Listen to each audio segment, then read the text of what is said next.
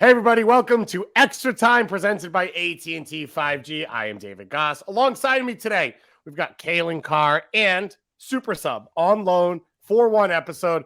Tom Bogert. Tom, Matt and Weeby were under the impression that the year ended last week, so they took off. So this is your opportunity. Last game of the regular season.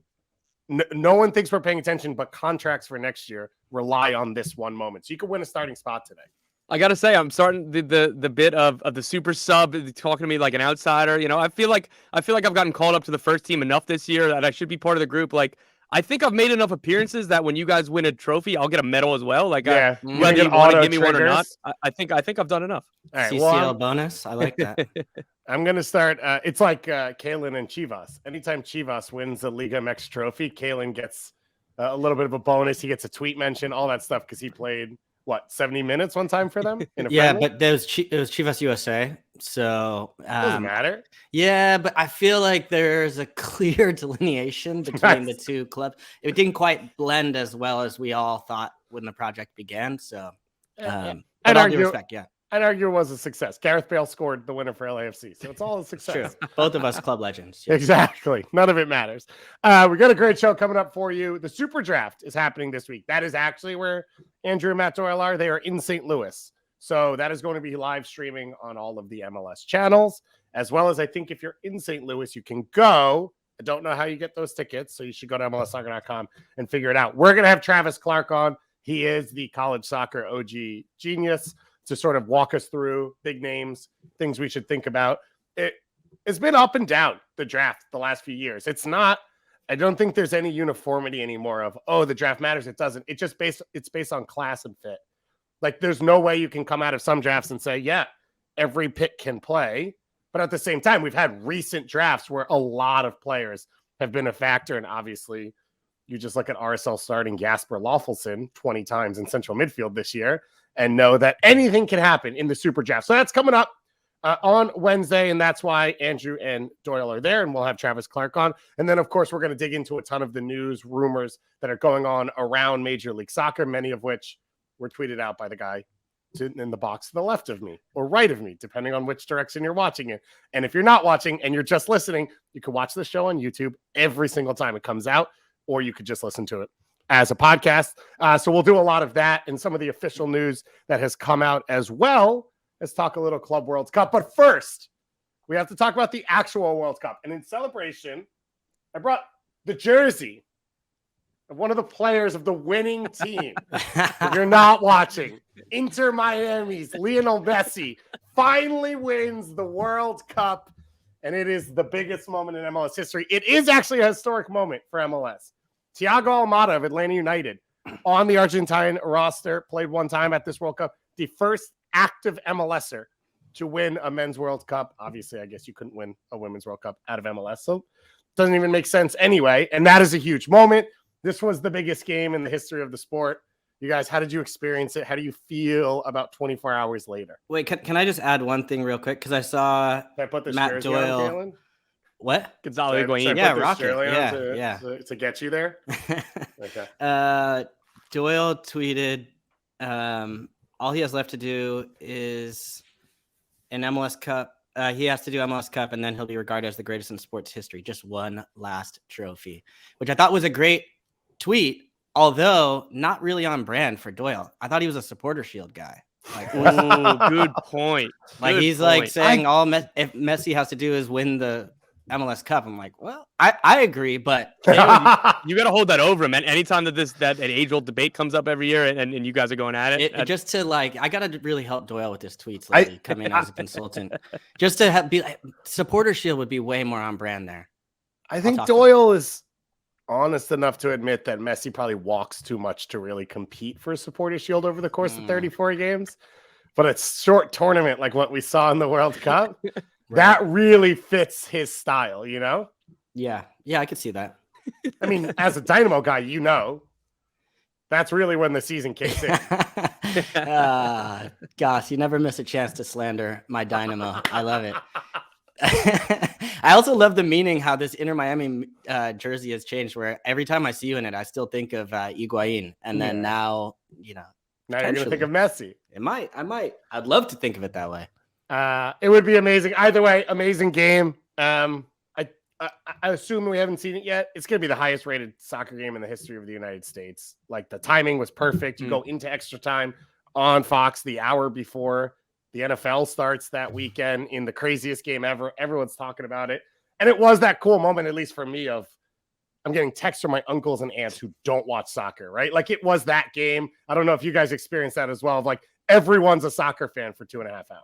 Yeah, absolutely. I was getting a lot of texts from people who are like kind of soccer fans or just casual sports fans being like, oh my God, this is crazy. Like, I'm like, yeah, man, like it's a lot of fun. To make fun of myself though, I scheduled food. I was at a wedding on Saturday. Wasn't feeling my best Sunday, but it was all right. I was watching the game and it was 2-0 in the 70th minute. I was like, all right, I'm going to order food to pick up for the full-time whistle because I'm really hungry, but I'm obviously not going to leave. So this will be perfect. And then I think I placed the order like 2 minutes before Mbappe's penalty, and then 90 seconds after that it was tied, and I was like, oh, this is going to extra time. I'm such an idiot. So what'd you do? I had my keys in my hand standing by the door ready to go pick up the food the second the final whistle blew. So I got back, I think, in like the 93rd minute. So I missed a couple minutes extra time, but it's all right. Dang. I'm glad you share my delivery shame. Where did you watch it, Goss? I just went to a diner next to my apartment because I had to be close to home. Okay. And it was packed to capacity with reserved seating of Argentines watching the game. Didn't know that was going to happen. New York's the greatest city in the world. That's Goss watching the World Cup final at a diner instead of a bar is the most David Goss thing. I love that so much. It brings joy to my heart. In fairness, it's a bit of a bar set up on that side of the diner. Okay. But you were on the diner side. No, I wish. I mean, I had a tuna melt anyway. That wasn't going to change. It doesn't matter where. I could be sitting in any bar. That's what I was going to order anyway. I should check it. How are you doing, by the way? Because you've been on literally every day of the World Cup. When was your last day off? Was it last January? Yeah. We do have a final club and country that we're recording later today. So that will come out as well. Search MLS Today, Spotify, any of your podcast apps. We're going to do a full debrief on the CONCACAF teams as well as who we want to see in MLS, best moments, MVPs. I don't know. Bobby's made up 37 categories. They all sound like the same thing to me. I think it's a letdown, Calen. You know, it's like you're on this adrenaline high and then it all goes away. But I will say, I mean, look, it's been crazy to reflect a little bit just back on like MLS Cup, which was the OG 3-3 thriller. Yeah, that was sort of like, you know, I mean, there's, you know, you try to imitate, I understand. But yeah, it was, I mean, when you go back to that and then, which feels like about 6 years ago at this point, and then you go through the tournament. I thought the U.S. men's national team did a lot to capture the attention and eyes of this new generation of players that have come through. And so that was a big positive, I thought. I mean, I got to do the rounds around New York on some places that never really talk about soccer. So that was exciting. And then through the final, to see the way that match, you know, I mean, I think it's the best match in World Cup final history. That's anything I can remember. And I have a lot of good memories with finals of remembering some really good ones. And this one, though, just like, how could you possibly script that? I think beforehand I was saying like my heart was with Argentina. My head was in with France. And it was kind of just like this crazy battle between the two. I felt like I was just being dragged in both directions throughout the match. And so I think that part has been like really exciting. Then you look ahead and you're like, all right, what is it, like 60 days until MLS kicks off? It's like you're going to blink and that's going to be here. And then the Women's World Cup is going to be 260 days till the Women's World Cup starts in Australia and New Zealand. Yeah. So, I mean, it's going to be the biggest one ever, too. It's 24 teams, 32 teams. It is the biggest Women's World Cup ever. So it'll be the most matches we've ever seen on that side as well. I need to find a way to Australia. I know. I got it. Yeah. How do we swing that? I don't know. It's looking unlikely, but yeah. So I don't know. I mean, all that. I mean, of course, you know, I have some issues with the World Cup and all of the you know, political part around it with Qatar. So, but I think when you look at like, you know, the way the tournament went. I mean, it was just amazing to watch Messi lift that trophy and kind of like, he just felt like he was on a mission. He just felt like he had like, at times I feel like I've seen maybe Messi and I think the Argentine team feel a little bit kind of like weighted down by Mhm. the pressure. And this time it felt like very different. One moment that kind of stands out to me actually was him against the Netherlands after the game being like, "What are you looking at, fool?" No, yeah. but I mean, in the press Yeah, conference, like you never see that side of him where he was just kind of like, I can't say it in Spanish. I think it was like "Que miras, bobo" or something like that, which like even if you don't speak great Spanish, you can understand. But I kind of love that attitude. You just feel like he carried that forward, where we saw a different side of him a little bit. That was still the kind of Messi that we know always, but they seemed to really just kind of embrace it. And then it seemed like the whole world, honestly, was behind him, backing him to try to get this trophy. And then, oh, by the way, Mbappe with freaking hat trick in the final. I was texting some Argentine friends like, if I told you Mbappe had a hat trick before the final, what would you do? And they were like, I wouldn't watch. It's just like, it was just like a craziest match I could possibly ever even dream of. And so I think, still kind of like coming down off that. And I think the idea of like how that could grow the sport in general and like wake up people that I think, you know, the sort of idea that people don't know soccer, we still need to like convince people is a little bit silly. I think for the most part, everybody's understands what's going on. It's just the kind of like, there's still some loud voices that feel outsized that I try not to worry about too much. I think a lot of that argument is dead, right? Like I think enough people watch. It's just how much can it gain in popularity, right? Sure. In this country, I think that's, and this, to your point, this World Cup is the perfect jumping off point of the U.S. performed well, which I think is what really rallies people through the group stage to get into it. And once that moment happened, the stars elevated, the games were wild, the finishes were bizarre, and you ended with Messi and an Mbappe hat trick in front of everyone.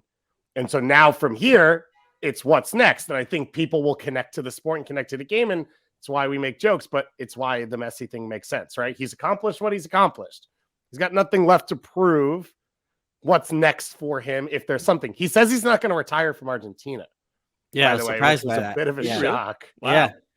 I thought that he was saying that this was it for like the whole time. Maybe this he said he wanted to rock the shirt with the third star on it. But like, bro, get your for a testimonial. Yeah, get your like, testimonial. You basically own Adidas. Like, I'm sure they'll send you a few pairs if you're interested. If he put in his contract stipulation, I have to wear 3 stars on my Inter Miami jersey. Yeah, I think that the league would find a way to make the paperwork work. I think everybody would be okay with that. I bet you PSG is going to put a star on his jersey when he gets back next week. Neymar will sew it on for him specifically just to be a good friend. Wow. Lots of vibes in that locker room, by the way. Mbappe, Neymar, Messi, everyone else that's been involved with this World Cup. Everyone's going to be hanging out and talking. But, Calen, you said it's a bit of a calm down. You know, what's next? Mm-hmm. You got the Club World Cup, baby. Oh, that's you're saying the SuperDraft. Okay. Well, it is. The SuperDraft's big. But the Club World Cup is finally on board. We know officially it will be February 1st to February 11th in Morocco. So it'll be hosted, I believe, mainly in Casablanca or completely in Casablanca. Obviously, I think one of the stars of the World Cup has been the Morocco fans. Their atmosphere, what they can create. You will see all of that on display for this tournament. It's the second time Morocco will host the Club World Cup, and the Seattle Sounders will be the first ever MLS team to play in the Club World Cup. Tom, does that get the juices flowing? Does that get you excited? Yeah, it's extremely exciting. Like, look, I mean, people around the world have different views of the Club World Cup. Like, I've read a lot of stories about in Brazil and South America, like they take huge pride in it because it's a chance to beat the UEFA Champions League winners and stuff. And obviously it's a huge moment for an MLS club to debut in this tournament. Like, this is going to be widely watched. It's going to be at a good time, a week before the MLS season starts. I'm a little bit concerned I'm trying to taper expectations. Just again, it's a huge stage regardless, but how many times have we seen kind of MLS teams sleepwalk through game 1 of the CONCACAF Champions League before the season starts? So now, let alone to be playing in the Club World Cup. It's going to be difficult for Seattle, but look, just getting to this stage is a huge achievement. Like, it's going to be fun. Like, we're going to see the Real Madrid logo with the Seattle logo and like all these like big clubs around the world, like whatever the 7 that's going to be there. Like, that's just awesome. It's cool to see Like I remember I kind of got attached to the Monterrey run a few years ago. Like when they got to, I think, the semifinals or whatever. Like it's really cool. It's going to be a lot of fun, and it's just going to be nice to see an MLS club at that stage and to see what they can do. We'll see, Nico Ladero. I'm sure it's going to be awesome for him. Raul Ruidiaz, some of these like big players. João Paulo. Hopefully he'll be 100% by then. So I don't know. It's going to be really cool to see them participate. I'm trying to not be moral victory guys, like even if they lose 3-0 in that first game, but like that'll be disappointing. But like just seeing them at the tournament is really special. Yeah, I haven't been I wouldn't say I'm a big Club World Cup guy, but I'm a big Club World Cup guy when Liverpool won it. That's when it was the most important tournament. Well, that's the way it goes. Yeah, for Liverpool, they're like, if you don't win it, the European clubs, if you don't win it, it's just a made up thing, whatever. Glorified friendlies. If you do, yeah, it's the biggest deal in the world. But I did watch with Atuesta in the final, in the last one for Palmeiras against, I think it was Chelsea, right? It was Chelsea, yeah. And it was great. I think, I think they got a penalty and he was like in somebody's ear. And I was like, yeah, that's right. Good. La cultura. Yeah, but it was good to see, from my perspective, like to see a guy that we see playing in MLS at the Club World Cup final, right? And I think that's still intriguing to me. And I think the same way that I watch players who've come through MLS and play at, Leeds United or play all over Europe or on their own, whoever it is. And I think that's part of the intrigue here. But I think for a lot of times you've had to kind of like, they were almost like MLS expats to be in these situations. And now the idea that it would be an actual MLS club there is really interesting. And I think that was part of the intrigue of winning the Champions League, right? Was like to knock down the like Liga MX sides a little bit to say like, hey, we can compete here. We can finally get over this hump here and then hopefully continue to do that and kind of chip away at that narrative. But then I think this, for me, I think the idea that a Seattle Sounders, hopefully in their Jimi Hendrix kits, because I want to see that, it feels like the most like the best representation of like a uniquely North American kind of style and swagger to it would be really dope. And I think for a club, it's fitting that it's Seattle to me, because I think MLS, we have very short memories where we say, okay, well, it's just about LAFC now, right? But and all due respect, they have been amazing over the last years. But I think when you look at the broader picture, like it makes sense that Seattle would be in this position. And I think when you think of a team that in playoffs, right, and in these situations, they have a ton of experience. So it's not going to be a situation where I feel like they're going to be in any way overawed by it, right? There's players that have, just got back from that region of the world, from the World Cup and haven't had as long of a break. So maybe that helps in a way to be able to get some guys healthy. Some guys are maybe finding their form a little bit, and then or at least been playing throughout like high level throughout this sort of passage that generally wouldn't be maybe.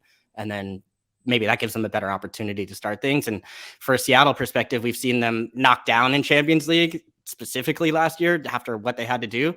I think this could potentially help them kick off the season in a better way, because they've gone from playing against, a super high level competitive format. And then the season begins. It's only a 10-day tournament, I believe. So it's not going to take the same out of you that you would see. It's just going to be a much better than maybe you see other teams training in Phoenix or, Fort Lauderdale or wherever it might be. So I could see this potentially even helping the Sounders as far as their start to the season. Are we calling the Club World Cup a training session, a preseason tournament for the Seattle Sounders? Anthony Hudson style. Classic Calen. He doesn't really respect anyone. If there's not an armadillo trophy as a potential to win, then it's not a real competition. Let me just lay a bit of the groundwork for people. So we don't know 100% the teams that will be involved. So we don't know exactly what Seattle's matchup will look like, but they will be all entered into the second round of a single elimination competition. The Real Madrid and Flamengo, who are the winners out of Copa Libertadores and UEFA Champions League, they are automatically entered into the semifinals, the third round. So Seattle will play someone. Do we know which side of the bracket they are on? We do not.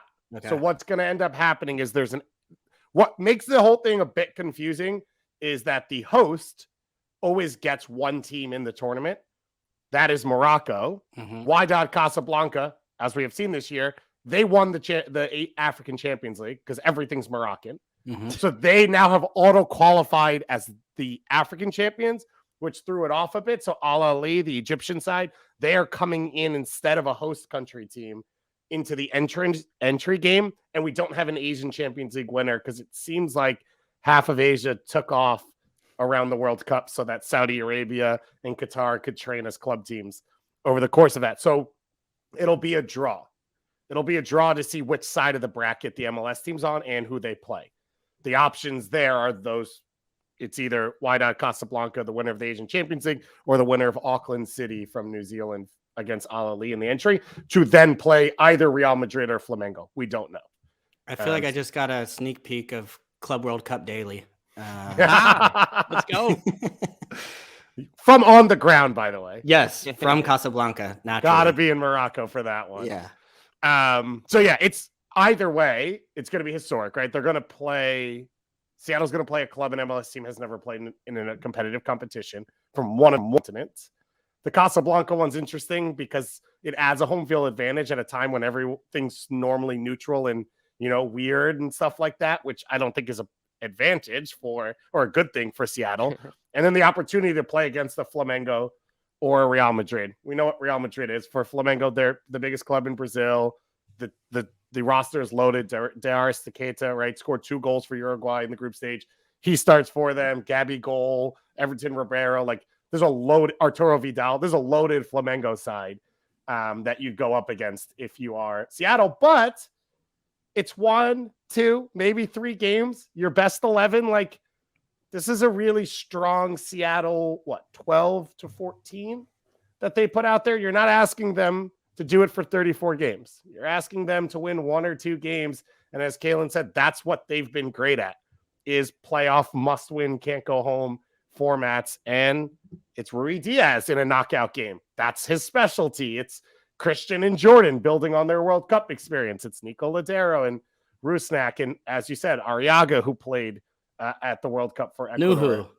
It's Nuhu, who started at the World Cup for Cameroon. Yeah, I think many people would agree the Seattle 11, if they are healthy and fit, is as good an 11 as an MLS team can put out there. And it's going to be a pretty cool opportunity. So that's coming up on February 1st. So that is before the MLS regular season will start. So we don't have to do an off season. Everyone take a couple days, get your mind right around New Year's. Think about what 2022 was for you, what 2023 can be, make some resolutions, and then come back ready to go. I want everyone in the weight room jump roping all break. I mean, I am 6-pack right now. Like, I've just been working out for days to get ready for this. Although, if I do want to be an Argentine international, I got to get a sleeve. Oh, yeah, that's absolutely. the move. You just got to have one sleeve and a fade haircut, and you're an Argentine international player. With that, let's jump into what has gone on in MLS. We did a show a week ago where we sort of retouched base on a bit of what had been happening in Major League Soccer. Last Thursday, myself, Weeby, and Charlie on ETR did a 3 minutes for every team, what to think about in the offseason, as well as a wish list. Spoilers, Charlie said number 9 for every team we did. So if you root for a team in MLS, you probably need a number 9. And we're going to dig into some rumors, some reports as we go through. We're going to start with half of them. So there's 2 options in MLS. You can either go to everyone's reporting or just Tom's. Tom's is equal, if not more, than everyone else's reporting. So, Tom, we're going to start with you. And I want to start with Charlotte, because Charlotte's one of the clubs that's had more than one stories connected to them. We know Latanzio was given the extension. You reported now this week that Daniel Rios could be sold to Chivas down in Mexico. And you've also reported that they are looking at a DP center forward. What's sort of the read on what Charlotte's doing? Yeah, let's start with the DP forward, Enzo Copetti. He played for Racing Club, I guess technically still plays because nothing has been announced or official. They agreed to a deal that was around $6 million, so it was like right in the neighborhood of what they paid to acquire Karol Swiderski. And Enzo Copetti, what they were looking for was, so Daniel Rios, who we're going to touch on in a minute as well, they thrived kind of with Karol Swiderski playing as like a second forward, number 10-ish, underneath a true kind of like point man at target like advanced forward like Daniel Rios was, and Rios played very well. And Swiderski showed a side that I didn't know that he had. Like he was really, really good creatively. I thought that he was going to just kind of be a goal scoring type player. So with that, they wanted to get somebody that was more like a goal scoring type player with that final DP spot. So what they like about Copetti is he's very direct. He's kind of a big, strong center forward. He works really, really hard. The kind of the metrics that they had for him off the ball, against the ball, like in terms of pressing, in terms of being really difficult to play against for center backs, in terms of direct dynamic runs to open up space for Swiderski and the wingers. So my assumption is if and when this deal does get over the line, it's going to be 4-2-3-1-ish with, Swiderski playing free as that 10 second forward, whatever you want to call it. And because of that they had a lot of forwards, including Daniel Rios, the U22 initiative of Vinicius Melo, who I don't believe made his debut because of injury last year. Anyway, they had enough center forward. So Chivas, who had a bid rejected by Cincinnati for $7 million for Brandon Vazquez, moved on and started having talks with Charlotte for Daniel Rios. And the latest I can say, as of the end of last week, a deal was very close, according to multiple sources. So Rios would go to Chivas, which would hopefully give him a better route at playing time than I guess he'd find in Charlotte with a new DP forward coming in. And Chivas have a policy to only sign Mexican players. And Rios, who is a product of the Chivas Academy and a former Mexican youth international before he came to America, again, is very close to going to Chivas. $7 million. That is a lot of money. That's not the Daniel Rios fee. No, I want to point out, I don't know what the Daniel Vazquez Rios fee is, but I'd very comfortable in saying it's not $7 million. Fair.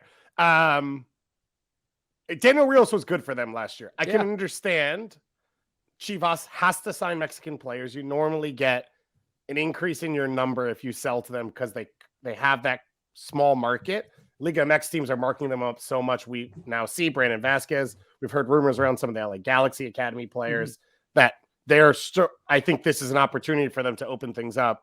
Is this just, as you said, they have a couple forward options, but Rios is the only one who played well for them last year. Is this sort of like if you get this offer, you can't pass it up and then you figure out the rest of it later? I guess I can't say with 100% certainty what the timing or order of operations were, but I know that they've had Copetti, like they've been to Argentina numerous times to watch him in person and speak with him before news of this deal started to come out through my reporting and elsewhere. So my assumption is that it's long been the plan to sign a DP9. It was in the summer, they were thinking about a 10. And then when Lattanzio tried Swiderski as kind of the second forward, number 10, I think that they really pivoted and said, okay, instead of signing a 10, we can sign a center forward. And again, the assumption is that at some point within the next, couple years, Swiderski, there will be offers from Europe again. So having Copetti as, another DP forward to come in, I think that's the planning was more so we're going to sign a DP forward. And then, okay, we have enough kind of in here that, that makes Rios expendable. All right. So Charlotte, Calen, the way they played to close the year, the form they were on under Lattanzio, they would have made the playoffs if that was the full season. They gave Lattanzio the extension. What do you make of sort of hearing stuff like this out of this camp right after doing something like extending Lattanzio and sort of saying like, yeah, things are working, and then selling your starting forward and bringing in a DP? Well, it's not, I don't know. It sounded to me like I think Rios kind of played most. I think he had 7 goals in 15 starts. But I think he had like 4 in one game. Yeah. A lot of Philly fans when I reported it replied with, "Oh my God, thank God!" Like he absolutely killed us. Yeah, but I was surprised because I would have thought at that point, but it didn't seem like Charlotte really favored him, right? Like when there was an opportunity to not go from the start, it wasn't like he was like breaking through and winning that spot. It never felt that way. So at that point, you start to look at it and you say, okay, well, this guy has a ton of value. And I was thinking more internally within the league to say that, who needs this? I'm trying to go through the list. Like, RSL, Red Bull could probably use a striker, right? Yeah. There's a number of teams where you could see, especially when you've seen the success of guys that have been maybe backup strikers to begin with, Brandon Vazquez. Otherwise, this is a different age. I think he's 27 years old, so not quite the same. It would be almost more like a Zardes from Galaxy to Columbus type move. Okay. Yeah, but I think he only played around 1,400 minutes. So the 7 goals, regardless, I think you see that and you say, okay, even his value, like against the cap, seems lower than even a lot of sort of rotation strikers within MLS, just that where that price point is generally set. So I think it made a ton of sense for me thinking internally within the league. But then when I'm hearing Tom talk, I find that really interesting, the idea that the Mexican American players, the Mexican players coming here or playing here, that you see that markup that Chivas, that they charged Chivas within the league in Liga MX. So I think that's a really interesting wrinkle there, to see that some of these guys might have a bigger value being sold to them. And then the other connection is Panovich is the manager there. And so as far as somebody that would be interested in understanding of what the quality is, Chicago Fire, by the way, could be another club that could be interested in Rios, but that could potentially look at a player like Rios and to see that, hey, there's maybe some talent that we should be, instead of trying to go throughout Mexico, we can go to MLS and find more players. So I just thought that was like a really interesting wrinkle there. But I like Rios's game. I think he's kind of got a nice hybrid of different skill sets. I think could be useful for a number of clubs. And I would say, depending, it sounds like if you're making other moves for Charlotte, then maybe it doesn't fit there. But like we all know, like you just have to get as much value as possible, whether it's within the league or outside.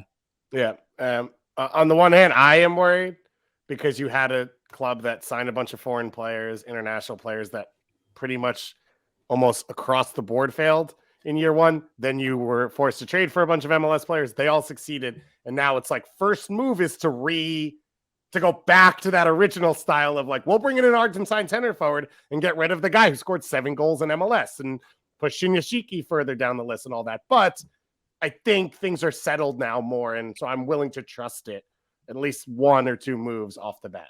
Yeah. I mean, I would, to in Charlotte's defense, you know, they were the ones who hired the original manager, so they have to take some culpability there. But like from what I've heard is that like, and as you can guess, players coming from his former clubs were driven by him.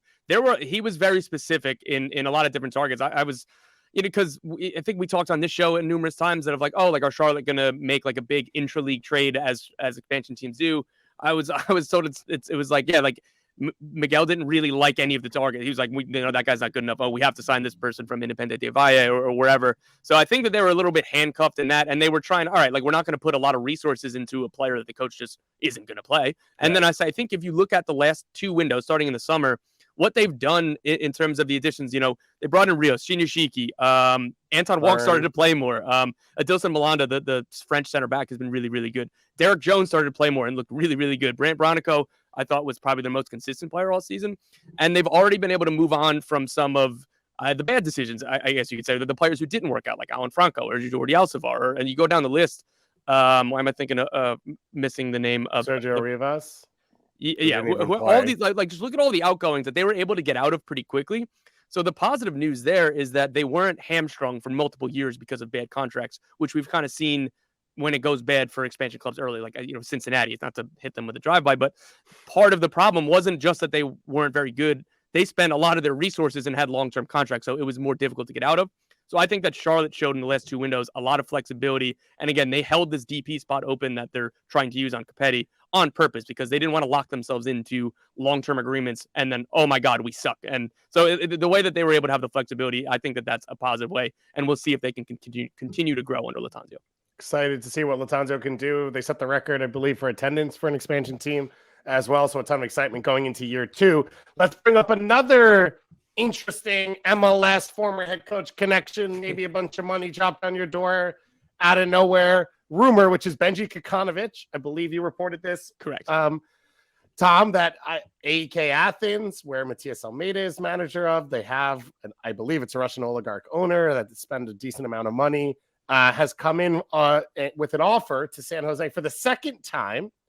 Tell us a little bit more about this, and then I'll give you some harebrained ideas that have been in the group chat. Yeah, so AEK Athens in the summer bid $1 million for Benji Kikanovic for San Jose. Matias Almeida, after he took over, that I assumed that he would be driving that. San Jose turned it down. They were looking for more. This winter, recently AEK Athens have come back in with another bid for what was told to me as north of $1 million now. So I don't think that it was exactly the asking price that San Jose set in the summer, but I guess it was closer. So maybe that there's more room, I think, to negotiate. One little wrinkle here is that Luchi Gonzalez is taking over, and preseason starts in two or 3 weeks. So San Jose aren't really in a rush to sell off a player who could be a starter under Luchi. But again, like the Greek transfer window goes through the end of January. So again, I don't know if anything's going to move unless that AEK Athens dramatically increase this offer. But again, because there's no real rush for San Jose to be selling a player, and I guess they can say to Athens, like, we can come back to this in January. So like there's time on both sides, but yeah, it's definitely an interesting. Matias Almeida gave Kikanovic his debut, and then Kikanovic was kind of starting to be a regular starter under Almeida. Then Almeida left, and Kikanovic retained his place, and this was ahead of Cade Cowell, who was boy wonder coming out of their academy, a highly rated U.S. Youth International, somebody who made his debut at 16, and like we all know who he is because we know all of his potential, his athletic ability. And so there's every reason for him to be the starting winger, and Kikanovic under multiple managers. So it was Matias Almeida first, and then under the interim manager after, was still earning minutes and still earning starts when, again, theoretically, it was all kind of pointing for K-Cal. It is, so this is Andrew Weeby's point of view, is, what's the rush to sell him? Listen, I'm supportive of young domestic players. I love their potential. If you get $1 to $1.5 million for Benji Kikanovic, just sell him and figure it out later. And then you add in the fact that Cade Cowell, GA international draft pick Useni Buddha is still on the roster.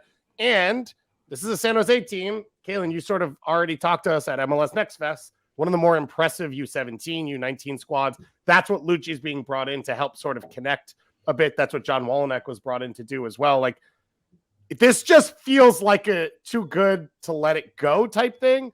And then you figure out the rest of it later. I understand that Lucci would want all the talent at his disposal to figure it out year one. I don't think they're going to win or lose this year, whether they do or don't have Benji Kikanovic. And then that's money that you can go out and spend on, I don't know, a center back.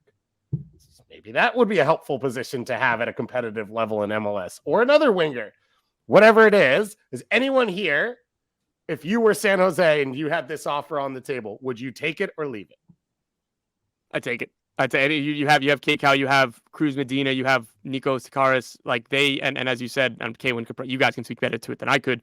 Like their academy is like kind of quietly, maybe not so quietly, is starting to produce a lot of really good talents. They're tapping into that area very well. So I think that there's more coming through, and I'm sure for Kikanovic, that'd be a cool opportunity to go to Athens to kind of reunite with Almeida, and whatever comes with that. So if I'm San Jose, this seems like a win-win all around.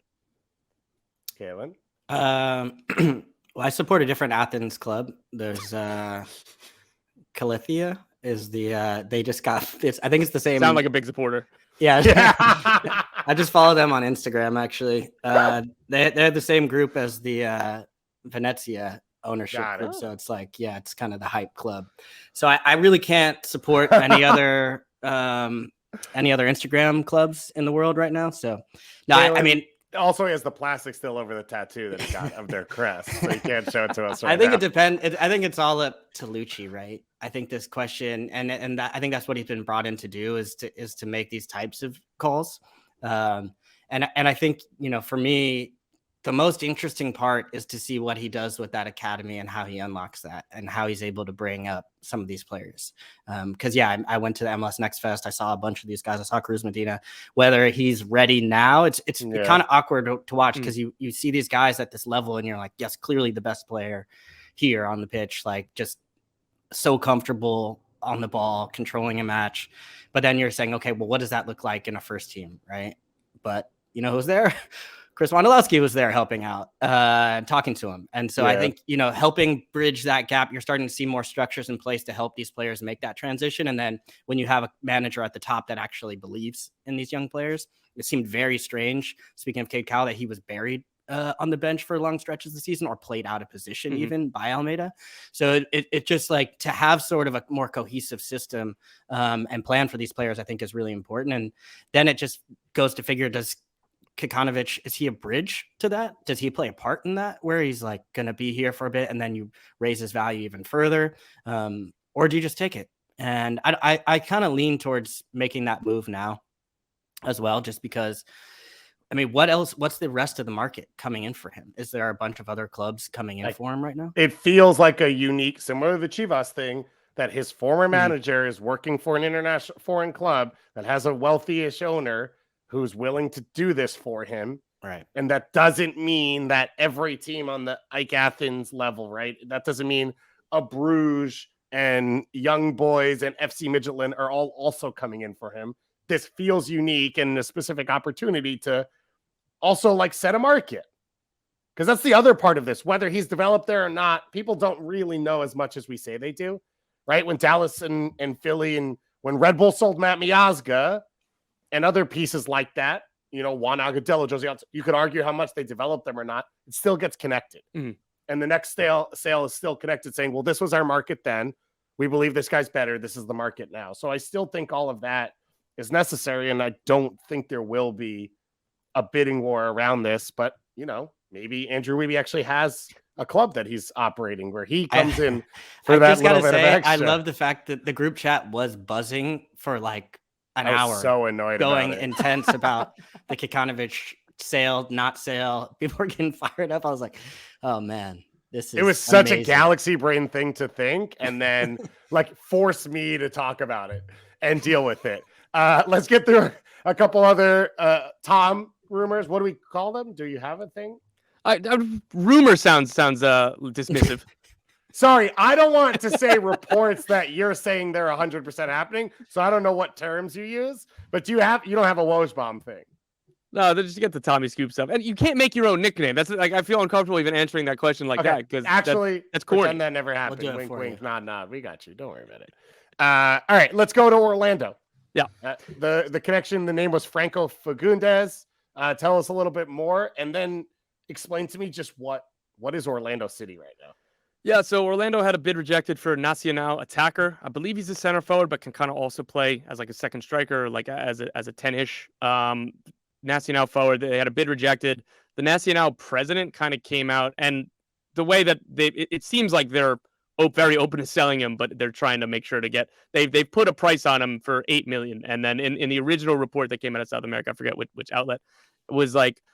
They expect that Orlando are going to bid again. It seemed like all of this being public was absolutely negotiating. But from what I heard, at least from Orlando, they made an offer. And then when they said, no, we want $8 million, it was like, all right, never mind. Like, so who knows if that gets revisited. But as of right now, I believe that talks are inactive. They also had a bid rejected for a 19-year-old central midfielder, Paraguayan international Diego Gomez for Libertad. So they're definitely looking in South America to fill this DP. So I don't know if Diego Gomez would have been a DP or not. Anyway, but they're definitely looking in South America. That's where their markets are really strong. Luis Muzzi and Ricardo Moreira, they're 1 and 2 in the front office. They're both Brazilian. They've gone to Uruguay with really good success in recent years. Obviously, Facundo Torres, but that was an obvious one. Kind of everybody in the world knew how good he was. It was impressive that they got the deal over the line. But more impressive for me was the Cesar Araujo signing. He was a Uruguay youth international. He wasn't like, again, Facundo Torres, everybody knew how good he was. They bring in Cesar Araujo for a U22 initiative. He's one of the best defensive midfielders in the league last year, and won a starting job, made Sebastian Mendez expendable, made Andres Pereira expendable, all of this. So Uruguayan market is one that they know well. So it didn't surprise me to see them going in for a player like Franco Fagundes. Just in general with what they're doing, I think that they're looking for a DP attacker. It would be my assumption. And I keep it vague on purpose because I think Facundo Torres, he had some success. Like when he's playing as a right winger, he drifts in a lot. So maybe you could kind of play him through the center if you wanted to sign another winger, or Torres can play on the left as well. So, and they could use a forward, but they don't necessarily want to block Urshan Kara. So they could go in a lot of different directions. Just the opening up that DP spot with the Mauricio Pereira new deal, I think was very important. And I think that they're going to use it and just kind of try to find best available kind of thing in the attack. So whoever they think will fit well, rather than, no, we need to sign a number 9, and that's what we're going to do. I think that they have some flexibility. I think that makes sense. Torres played both wings for them this year, and I agree in his flexibility. It would be ridiculous to me if it was a 9. Yeah. Urshan Kara cannot play any other role. In his first year in MLS, yeah, he was not astounding. He scored 13 goals across all competitions, and they won a trophy. It would seem ridiculous to me to spend big money on someone who's also a true number 9. At the same time, it would feel very MLS when you look at the way some of these teams operate. So that would be interesting, but unfortunate. There's another connection here for Libertad. You had another name that you want to bring up? Yeah, Houston Dynamo have been having talks for a little while for attacker Ivan Franco from Libertad. This is a player who's kind of been connected loosely with MLS. I don't know how much has been actual serious talks in the past, or a lot of people being like, hey, that's probably a profile that would work. I do know that he's close friends with Sebastian Ferreira, Houston's number 9 center forward. Like, I believe this is where Houston signed Ferreira from. So there is connections with the club, between the two clubs. So I'm sure that makes it easier for these talks to happen. They're definitely very interested in him. They would like to sign him. It would help a lot with chance creation and attack. They've kind of cleared out Darwin Quintero's out of contract. They let Memo Rodriguez go. They traded Fafa Pico. So they have a need in the attack. And I think that they've opened a decent amount of space to go and sign somebody like Ivan Franco, who, again, I think would fit well to supplement Sebastian Ferreira in the attack. And last week we mentioned with Charlie, who had played with Kasper Junker, who's a Norwegian playing in Japan, about the rumors you connected him to Portland. Still all the same there? Yeah. Again, like, he is one of a few options. He's not, it's not like, all right, this is absolutely it. Like, Portland did put in a loan offer. They still need to figure it out. It would need to make sense for them, obviously, in terms of money. They could go out and sign a young DP center forward instead, which that's a route that they're considering as well. They have targets there. I just want to make sure that it's known that this isn't the only one that they're looking at, or okay, like Junker or bust. Like, and from what I've heard and talked to people a little bit in Japan, that it seems extremely likely that Junker is going to leave. There's a coaching change. They can only have 3 foreigners in, I forget if it's the league or the Champions League, whatever it is. If they've already signed another forward, he's probably not going to play. So the assumption is that he's going to leave. Whether that's Portland or not remains to be seen. Felipe Mora is returning from injury. He is still on the roster, right? They made his move permanent last year. Obviously was hurt the whole year. And then Neerskota is still on the team. Let's get to a fun one here. A report from Tommy Scoops, a scoop from Tommy Scoops, that Matt Hedges, he has been one of the big free agent darlings around Major League Soccer. FC Dallas career lifer center back will go to Toronto FC. We had seen FC Cincinnati put his name and everything up on the scoreboard when he came there. We'd heard SKC connected as well. And it looks like it will be Toronto. Tom, what do you make of this decision for him and sort of what it means for TFC? Yeah, so they've the both parties agreed a deal, kind of pretty much paperwork or whatever the minute details that it's going through. So it's all but there. I'd assume that it's going to be official at some point soon. Again, unless that's something drastic changes negatively. But yeah, he was one of the best, I guess, center back free agents on the market. This was a really strong year for center backs with Aaron Long and Alex Collins kind of leading the market. In any other year, Matt Hedges probably might have been the top candidate here. So that's Toronto have to rebuild the defense. Chris Mavinga's out of contract. I think that they're still in talks. I don't know what's going to happen there. But he's also a free agent, right? Correct. Yeah. So Domenico Crisito retired. They let go of both goalkeepers that started any games last year. And I think Richie Laray's loan is only for another 6 months. So they need at least goalkeeper, left back, 1 center back, if not 2 center backs. And then maybe also right back in the summer. So they need a complete defensive makeover. And Hedges will be kind of the anchor, like a centerpiece, but because of what the contract is and their, I guess, lack of cap room outside. Like, this is a significant move for them. And the idea is that he's going to anchor this defense and he's going to be the new look. They conceded so many goals last year. I know that they had a lot of injuries. A lot of that came from being really thin in central midfield as well. So it's a defensive makeover. It's going to be completely new look. And they're planning on Hedges kind of being the rock there. 32 years old. Obviously, he has at times been an MLS Defender of the Year candidate center back for FC Dallas. Calen, what do you make of sort of what this does for TFC and what these signings are like now? Because this is new for us still at this level. What does this do for Toronto? I still am calling BS on that free agency exists. I can't even wrap. You think my he head. got traded without? I can't wrap my head around it. It's like, does nobody have his option? Like, nobody has a control still of his. Dallas did. They declined it. To be fair, they could have had it. Yeah, no, I think this is when I first saw Hedges kind of like on this tour. Besides just being like, this dude's sitting courtside. This is amazing.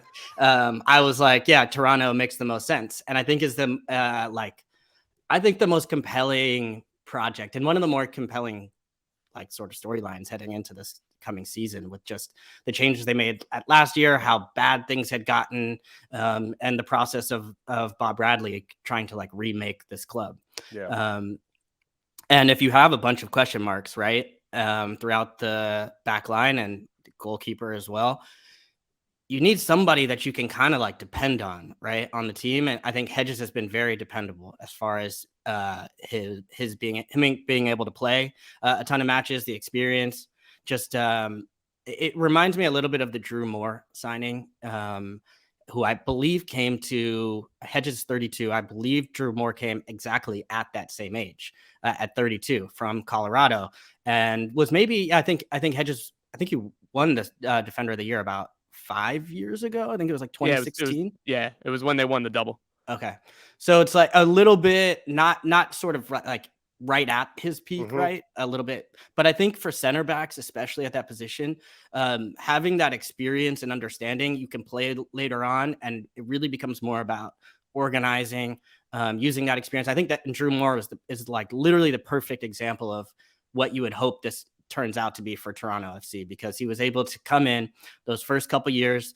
They won the Supporter Shield, they won MLS Cup, I think 3 Canadian championships. So just really going for silverware, and that's what Toronto's in. That's what they're out for right now, right? You don't go out and spend whatever you spend on the foreign signings that they've made and expect to be like, well, we'd like to get back into the playoffs and be, it's like you're going for silverware. That's it.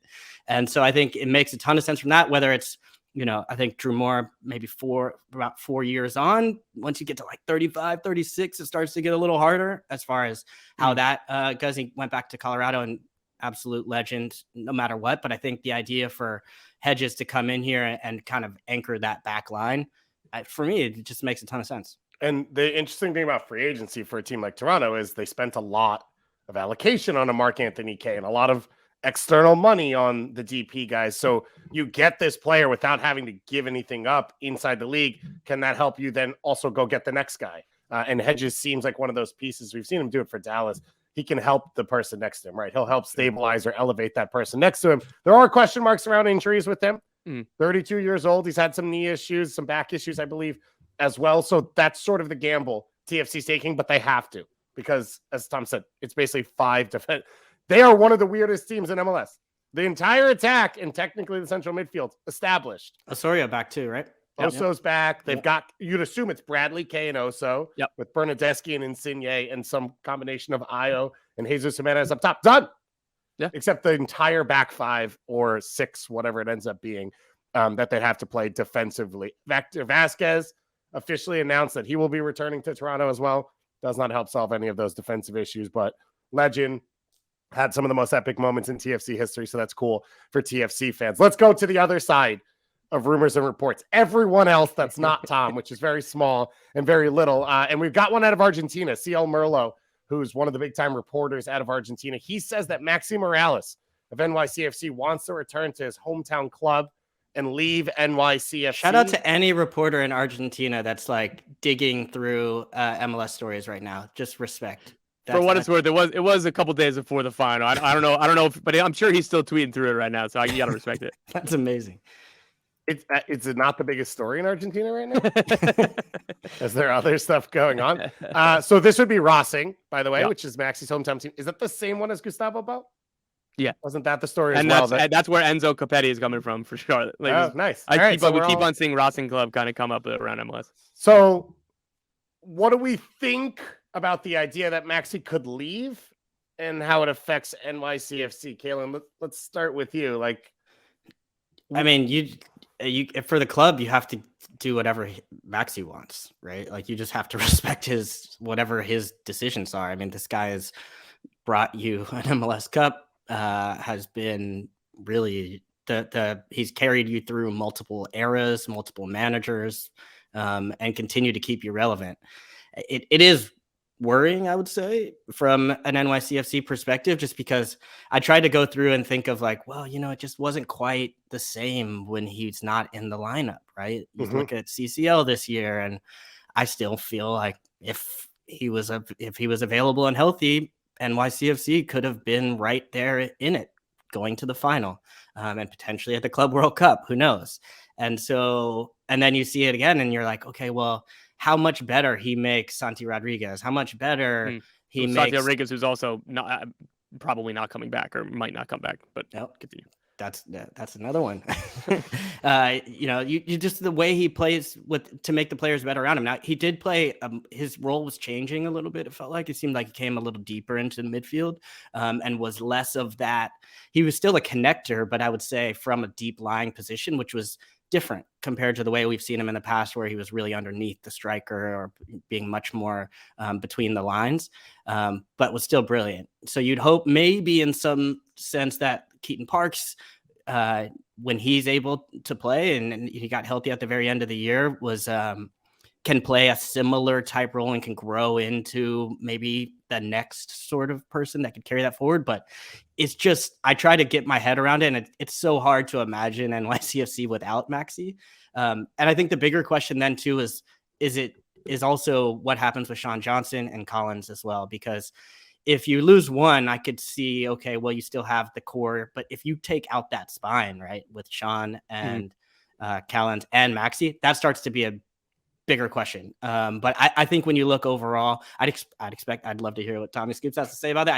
I haven't heard much about Collins. I haven't heard much about Sean. So I assume those names are going to be back, especially with just how important they are to the team. But the idea of like trying to replace Maxi, I don't, how do you replace Maxi? You just kind of can't. You have to, but for anybody, they have the ability to go out into the market. We know they have the scouting network to be able to find players, but it still seems hard to imagine because it's just that important. Yeah. So going back to when they won MLS Cup after 2021, James Sands left that winter. In this summer, Ronnie Dyla left. Tati Castellanos, their best and most important player, left. Right now, Santi Rodriguez, his loan's expired. Seems like he's not coming back. Maxi Moralez reportedly not coming back. And I would point out that they picked up his 2023 option. So they would have to figure out an agreement, and Rossing and NYCFC. It's not just like a free agent. But it's not like you make you don't make a lot of money off a move like this. Right. No, but it's just that like NYCFC, if they wanted to be hardos about it, they technically could, because he's not a free agent. But anyway, Nicolas Acevedo, CL Merlo is also reporting, is close to leaving and going to Brazilian club Bahia. Who else? Anton Sinnerholm's already left. Sean Johnson, Alex Collins, both out of contract. We don't know what's going to happen there. That's like 10 of their most integral players that kind of, ranging from club legends to best players, the head coach to key squad players. Like this team is going to be unrecognizable in 2023 from the team that lifted MLS Cup in 21. Yeah. So do you expect to see Sean and Collins back with them, or do we know what's going on? I'm honestly not sure. I mean, like you guys were joking on the show on Thursday that like it's like, oh, what does this team need? Oh, this team could use Alex Collins. Like I'm sure that there's a huge market for him. I have not heard anything about him. I know that they're obviously trying to re-sign him. They're trying to re-sign Sean. But like, look at any team that needs a goalie. Like, they have to be in the market for Sean Johnson. Like Toronto FC, if they're able to find the money, like I would throw at whatever I could possibly throw at them if you're Toronto to try to make this defensive reshape, and not to name any other club they're looking for a goalie. So I'm not so sure if it's assumed or very probable or whatever, but like, because these guys are going to have options, and we'll kind of see where the money lands. And then again, particularly like Collins, probably more likely than Johnson, because Johnson's 33. Maybe he would have missed the boat to go, like if he was 30 years old, maybe he would have went to Europe in free agency. But Alex Collins like came from La Liga. Like he's going to have options on this continent, South America, and Europe, I think. Yep. It is, the Maxi stuff's interesting because, as you touched on, Calen, like CFG, the network's massive, but he's not just a player for them, right? Sure. He's a leader, and the change in the way he has played is his advantage to them. His flexibility means, we could look at these 5 Brazilian kids, whichever one we bring in, Maxi can play the other role, right? He can play deeper, and playing deeper, he scored against Montreal and had an assist in 43 minutes and then scored the goal against Philly in the Eastern Conference Final. So he could still do that for you as well. And that's where it starts to feel like what you guys talked about, of it's more than just talent. Now you're talking about the culture, you're talking about the ethos, and we're seeing this for Dallas. We're going to see it for Philly as well. Like, if you're selling and moving players, you need some consistency to keep things level. Maxi's been that guy. He is also 35, but it's going to end at some point for him. And if NYCFC were to keep him, 35-year-old Argentines, we've definitely learned at this point, there's it's really kind of the end of the road, right? Did they played U20 together, right? They were on the same. I think they were on the same U20 World Cup winning team with Sergio Aguero. I think Maxi was on that team, Nice. if I'm correct. So that's our connection, our last connection to the World Cup there as well. Massive news for NYCFC. Mentioned in there, Nicolas Acevedo, CL Merlo also as well reporting that he could be headed to Brazil to play for Bahia, which would be a big move for him. And obviously there's a ton of movement there for CFG. That's all for rumors and reports. Let's get into the Super Draft, though. As I said, coming up live on MLSsoccer.com, as well as MLS's Twitch and YouTube pages. Andrew Wiebe, Matt Doyle, Devin Kerr, they will be in St. Louis alongside, I believe, Jillian Sakovits and Susanna Collins. It's a loaded cast for this one as we get ready for St. Louis's first ever Super Draft pick. And who better to do it with than Travis Clark of Top Drawer Soccer, our college soccer resident expert. Travis, how you doing today? Not too bad, David. Thanks for having me on. Do we have a future World Cup winner in this draft? That's got to be the convo on a day like this. Does it? That would be a stretch. Okay. If I'm honest, not to disparage the players involved here, but that would be taking it long. We have Alistair Johnston's younger brother, so in a world if Canada wins the 2026 World Cup and he makes the team, there you go. Yes. There you go. So yes, the answer is I got there. It just took me a second. I love the Canada hope. Also, Syracuse won the College Cup with 18 Canadians, so the next Tajon Buchanan and Kyle Larin and whoever else has to be in there, right? Yeah, not quite, but maybe. They Listen, do have Levante Johnson, who I believe is Canadian. I should have checked that. Yes. I didn't. Yeah, there you go. So he's a bit on the older side, but he's the kind of toolsy forward that, again, 4 years from now, maybe we're talking about Canadians. I think Canadian listeners will love this segment of the podcast, regardless of what happens from here. It has worked for them. Look at that World Cup starting team. Kamal Miller, Alistair Johnston, Tajon Buchanan. College soccer has been very good to Canada. And I will admit, I saw Tajon in combine in college. I didn't know. Potential's he's got there, a fantastic story. When he moved to Colorado to play at the Development Academy. I know we're going down to a wormhole of stories that only I probably know and remember, but no, we all remember. And he couldn't register, right? I believe so, yes, because at that point, U.S. Soccer wasn't letting internationals play in Development Academy games. So there is Stephen Afrifa, too. He's another Canadian, Florida international striker. I don't know a ton about him. Haven't gotten a lot of tape on him, but I hear good things. And again, one more name to add to that list. This is the future World Cup winners. This is what we're doing here. So I got us started in the ridiculous end of things. But beautiful. Big picture in general, each draft class, we have different stories around them, whether it's a lot of unknown high potential guys, a lot of center back, whatever it is. What right now is sort of the convo and storyline around what this draft class is? Yeah, I think it's not too different from past drafts, to be honest with you, where even if you pull up the 2022, the 2021 classes, there's not a long list of high impact players. Obviously there are exceptions. And I think that it's hard to really even at this point project, because to borrow the phrase that Matt Doyle would use, I don't know if he uses it on air, it's about fit, it's about opportunity.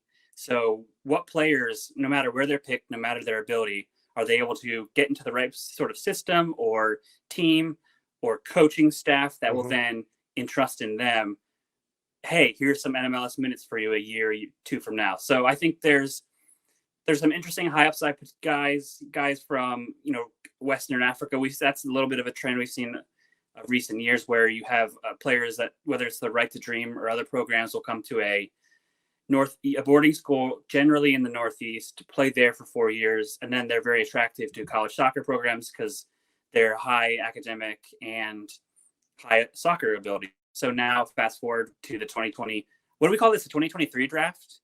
2022. We have to, right? It's in 2022, but we already had the 2022 draft. Oh, wow. We did. Anyway, man, it has been a long year. I'm calling it the 2023 draft just because we've technically had one for 2022. And so you have a lot of those, like the number one draft pick, who we'll get to, or I'll just throw out there. Potential number one pick. Likely to be, from what I'm hearing, a member of the GA class, Shaq Mohammed out of Duke. Really, ACC, I believe freshman of the year in 2021, ACC offensive player of the year this year. He is, wide attacker, pretty talented, but again, far from a certain thing, needs a little bit of, work and development, as a lot of these players do. And then you have a lot of what we've seen before, right? You have some center backs that look like they can fit the part. Daniel Mooney at Indiana, for those that watch the College Cup as well as the World Cup. He who is, I think, well, a 22-year-old, played 4 years at Indiana. And while Indiana center backs aren't a sure thing, as we've seen, a lot of what I've seen and heard from him is that he could be one of the best we've seen in a while, maybe since which Mayer brother is in Nashville? Jack. Okay, sorry. There's like 3 Mayer brothers, including one at IU and one at St. Louis City Academy, who will be at IU next year. So Daniel Mooney is a guy who could, I would expect to see him picked in the top 10, top 5 kind of player that could end up being in the mix for minutes in MLS in 2023. So, there are a handful of guys, but again, as I sort of alluded to at the start, it's like, where do they end up and what are they able to make of that opportunity when they get it? Yeah. I was down at Duke for draft last year. They had Ian Murphy taken. They had Thoriel Farson taken as well. Both of them ended up playing heavy minutes. And they had said to me at the time, Shaq was considering what his next decision would be. He stepped in after those 2 left and took over the reins at Duke. And Duke had a fantastic season with a ton of talent. And I know there's a ton of excitement around Shaq Muhammad, who you mentioned, and a few other names. Let me throw in one more thing. Sorry, not names, but the other thing that makes it difficult is the extra year. It's so worth mentioning for those following the extra year that players are given due to the COVID-19 pandemic. NCAA basically said, if you're in college now, you get an extra season no matter what. So it makes my work trying to pin down, okay, who's eligible, right? Who, because there's actually, Elliot Hamill is an example last year, goalkeeper at Duke. Now, what's his eligibility? He was in the draft class last year, decided to come back. I don't believe he was picked in the 2022 draft. So it was not. Things like that make it even more just like, what's going on? So, but, the class itself, again, a lot of what we've seen in the past, internationals that are in the upper 20s, which is very funny to me. And also, I feel a little bit bad for some of the 18-year-old college freshmen trying to, do things against basically grown men. But I think we'll see these 3 or 4 players that get into that spot. They get those minutes, and they're maybe not playing every game, every minute, but maybe they'll hit the 1,000, 1,500 minute mark, have a nice highlight moment or 2 in the upcoming year. Yeah, the college scene has changed massively. You mentioned the extra year. Transfers now can move and play immediately, and you have NIL money that changes things as well in the consideration of do you leave, do you not? So the college game has changed a lot. You mentioned a few of the names off the top. Is there anyone else before we start to dig into maybe some picks that just in general soccer fans should know? Yeah, no, I mentioned Alistair Johnson's brother, and I shouldn't just call him Alistair Johnson's brother. Malcolm Johnson, who's a very, in my opinion, a pretty reliable central midfielder who he has Canadian citizenship, should be able to play right off the bat. You have a lot of names that were in the MLS College Showcase that you're uncertain at this point whether they'll be in the draft or not, whether it's via Generation Adidas deal or, if they're in that junior, senior sort of, Duncan McGuire is a name to know just because he scored 23 goals in the college season. Now, does that work in MLS? You and I have seen over the years, it doesn't necessarily translate, but he's a relentless worker, very cool story, walked on at Creighton, local program where he was. There's and then I guess I'm rooting for him because it's the narrative, right? Yeah. Hopefully he has the ability. CJ Fodry is a really interesting San Diego State freshman, Pac-12 freshman of the year, big left-footed winger. Looks like he's a little bit of has a little bit of something extra, that extra zip, and he has that athletic and physical profile where MLS minutes in the near term doesn't seem totally out of question. Now, granted, that may not be the case. You never know. Fit opportunity. Josh Bulma, Maryland, was linked last year. I believe he was in the combine again. There's talent up and down. Clemson has Hamadi Diop, a very good center back.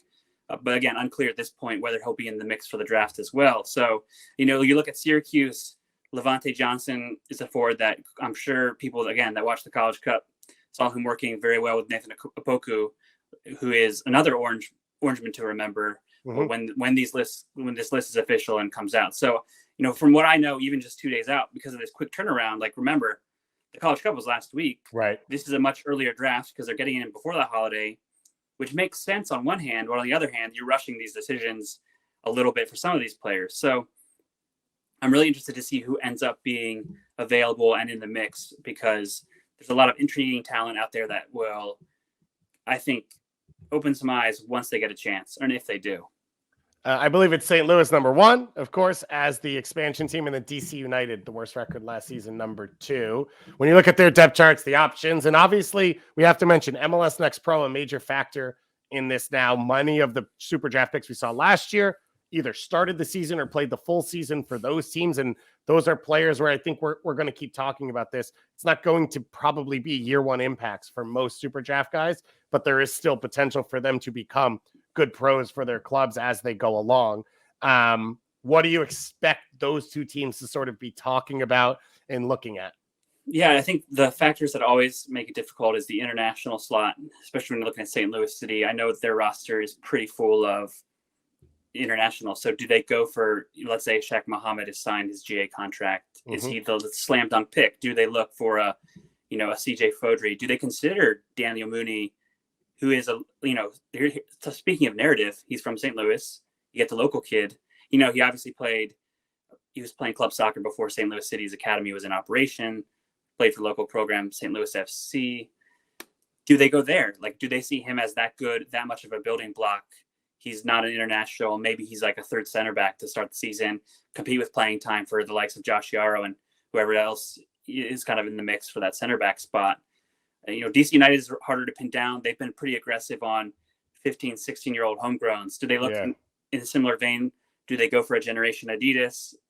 Do they try to follow they had a lot of success with Steve Birnbaum? I know they're not exactly screaming for center back, but does somebody like Daniel Mooney make sense there? You always want to, for the high pick stars, well, they'll just pick a generation Adidas player. And it's hard to totally speculate on that, at this point. But, a Fodry, I think Dyson Claypier from Akron is a guy who's at the college showcase. He's versatile. So I think that would help, maybe depending what formation they want to play. Maybe they see him playing a little bit further back as an outside back, maybe a winger, that sort of a thing. So again, it's really, really difficult to know, but I think I always want to say, well, of course, GA early, but we've seen in the past, I'm sure you remember as well, I think Andre Shinyashiki was a pretty relatively surprising pick at 5 or 6 by the Rapids a few years back. So I wouldn't be surprised to see a senior go off the board, even if, that's what I'm hearing, there's a lot of Generation Adidas offers out there. And so it could be a deeper class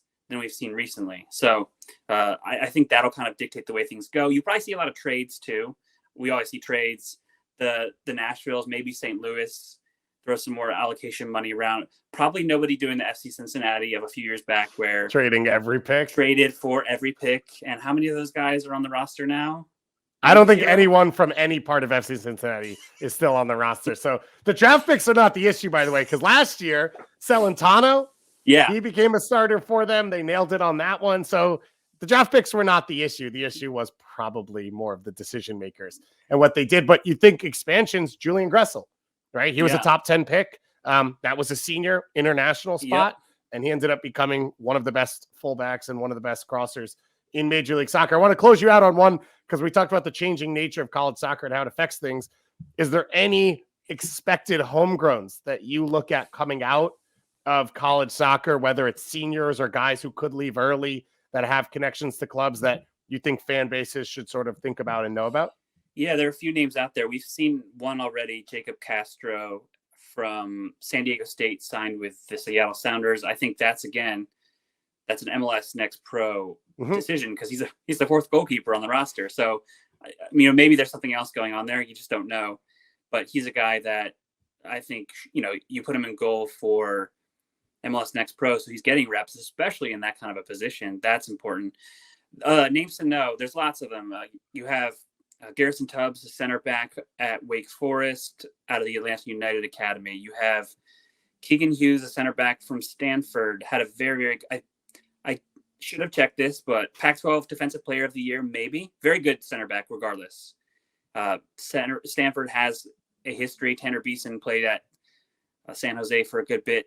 Maybe on the roster still. Can't recall off the top of my head. Cam Stilley, another local guy from Stanford, San Jose Earthquakes Academy. Those are a few. I think there's a few more out there that I can't quite grasp that I think should be signing, but who knows? Maybe there's even a move for a Will Sands type move on the board, where, if fans will recall, he was traded. His rights were traded from New York City to Columbus, and the Crew signed him out of Georgetown. So we could have two of those moves up our sleeves as well. But it's again the quick turnaround. I think the homegrown stuff will come a little bit after the draft or the holiday season approaching. So you're probably looking at that in a week or two from now when camps are getting ready to open up. It's going to be a large influx of talent. So stick to Top Drawer Soccer to learn all about these players as they get picked to your team, as they get signed to your team, whatever it is, because homegrowns teams can reach out and sign their own homegrowns at any point. They don't have to wait for them to be seniors, but a lot of them, as they graduate, will make that decision. And MLS Next Pro obviously will be a big ground for that as well coming up over the next year. Thank you so much, Travis. We appreciate you taking the time. Thanks for joining us. No problem. Anytime. Wednesday, December 21st, 4:30 p.m. Eastern time. We will be live on MLSsoccer.com, MLS Twitch, YouTube. That will get you ready for that Super Draft, which starts at 5 p.m. Eastern time. St. Louis City SC will make their first ever pick as it starts to feel real for them. We've seen the expansion draft. Now the Super Draft. We are close to them kicking off their first ever season in Major League Soccer. Thank you to Tom, of course. Thank you to Calen. Thank you to Galena for helping us out today, and Anders as well. And thank you to all of you for listening. And we'll talk to you all again soon.